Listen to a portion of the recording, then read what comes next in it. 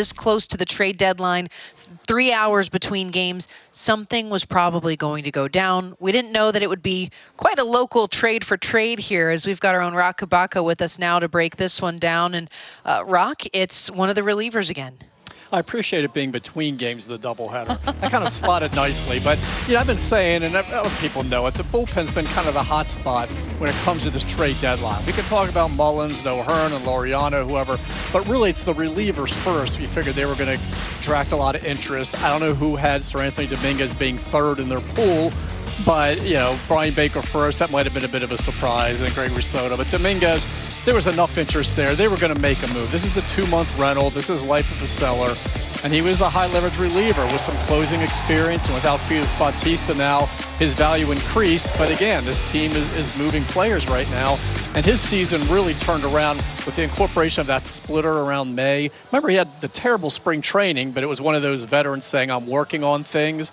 And it's kind of a slow start at the beginning of the season. He was working on things, and 1.14 ERA once he started using that splitter. So he has been a valuable guy for them. And Tony Mansolino, hey, welcome to the world of managing when it is a seller. You're going to have to figure things out with a bullpen. We've now lost Baker and Soto and now Dominguez, who really was a good acquisition for them from the Phillies for Austin Hayes. And, the short walk down the hallway, that was super convenient for him. Yeah, it doesn't get much, I don't know if better is the right word, but easier at least does fit it. Now, something that was actually talked about during Game 1 is the fact Chad Green, another rough outing against the Orioles. He's their other corresponding move. He gets DFA'd. But you have two guys who are going to just be walking from one clubhouse to another because the return for the Orioles is also playing an Orioles affiliate. So you've got Jaron Watts-Brown, who's in Double-A, and New Hampshire, the Fisher Cats, are currently playing Chesapeake, who's now his new team. Is this the first time that's ever happened? I feel like, especially for a minor leaguer and a big leaguer trade, exactly. They're not going one for one up top. Right. I remember Bud Norris going down the hall with the Astros in that trade. I don't believe that was between games, but doubleheader. They have the minor leaguers. I'm going to call Stats Research because they can check anything, and it kind of makes me wonder. But look, this is a good arm, 23-year-old. He was their number 10 prospect. Pipeline already has him number 8 with the Orioles. So I feel like that's a pretty good return. He's a starter, and stop me if you've heard this one. The Orioles get a guy with big strikeout numbers who has some command issues, which can raise his walk totals, but they feel like they can work with him. This is right in their wheelhouse, this kid. Again, former third-round pick, Oklahoma State, a transfer from Long Beach State. 40 career starts, 246 strikeouts and 192 innings. This is a strikeout guy. And again, you said he's at New Hampshire. He was in Class A Vancouver before that. I got my cheat sheet. 62 strikeouts and 37 1/3 innings. Mm-hmm. This is an arm that they want to be able to work with here. And, you notice now these prospect lists are starting to have more pitchers than they did before with the Orioles. It was very prospect or position player heavy. They're getting more pitchers. You can get a starter who's your number 8 prospect for a 2-month rental.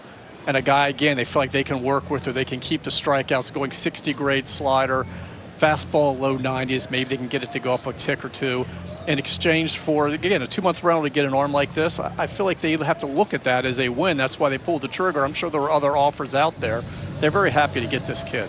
And there was that focus on maybe it's time to start getting some pitching prospects externally and being able to have them where they're kind of already half molded, but you can continue to now make your impression for what you want them to look like as a big leaguer. Now, you just said this, you're still waiting on other guys. There's starters, there's position players who could still be on the table here. Charlie Morton was very candid with you guys. He had those big hugs after his start. That's not usually for him. No. If you were looking at most probable to be the next off the board, and you just said it, Seranthony was not your take for the third. What's kind of the target right now is we're going to be under hug watch again tonight? Yeah, I thought he was going to go higher than third. That's what had surprised me. But I think Morton is a good call. Zach Eflin obviously struggling some, but again, this is a starter with a track record. So I feel like either one of those guys, there's Ryan O'Hearn, Cedric Mullins, boy, he certainly knows how to turn it on for scouts here that are watching. There's a possibility there. Ramon Laureano, the decision there is if, you feel like you are going to contend next year. Mike Elias has been very clear that this isn't a tear down and rebuild. We can win next year. You have that $6.5 million option for Laureano. Do you want to go ahead and surrender him, or is that a guy that you could use next year? That might be a bargain the way he's playing right now. It depends, of course, on the offer.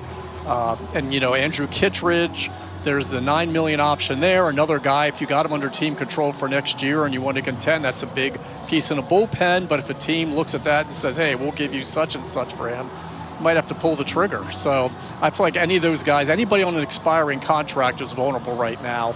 Anybody who's under control, not talking about options, but just multiple years, those guys right now, they're not looking to move. And that's certainly not the core group, and it certainly wasn't going to be Felix Bautista before the sore shoulder. He wasn't going anywhere. Yeah, well, we know that you'll have your binoculars locked in behind the box fan on Press Box Row today.